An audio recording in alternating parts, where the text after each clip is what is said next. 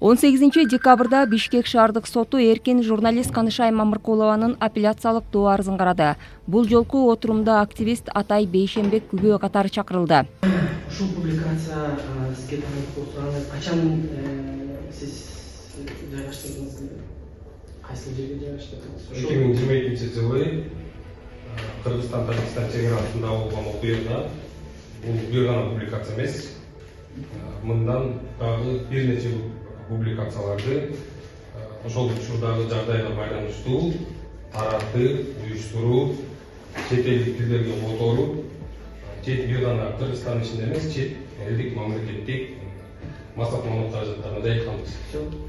Башка бизде суроо жок. Мамыркулованын жактоочулары сотко кошумча күбөлөрдү суракка чакырууну өтүнүп, лингвистикалык эксперттин келбей калгандыгына байланыштуу отурумду кийинкиге жылдырууну суранды. Сот алардын өтүнүчүн канааттандырды. Кийиндери келүү ишине мен көзүм жетпейт.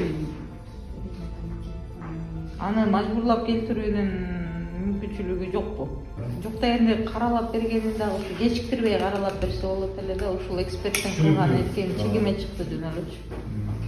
Иш боюнча кийинки соттук отурум 19-январь саат 11:00 жылдырылды. Эксперттин келбей калганына байланыштуу кийинкиге сот жылдырууга аргасыз болду. Ал эми бүгүнкү соттук териштирүүдө бир күбө суралды. Андан жактоо тарап дагы бир нече күбөнү соттон суранды кийинки соттук процесске. 3-июлда Бишкектин Октябрь райондук соту Канышай Мамыркулованы күнөөлүү деп таап, ага 6 жылга эркинен ажыратуу жана 4 жылдык пробация жазасын чегерген.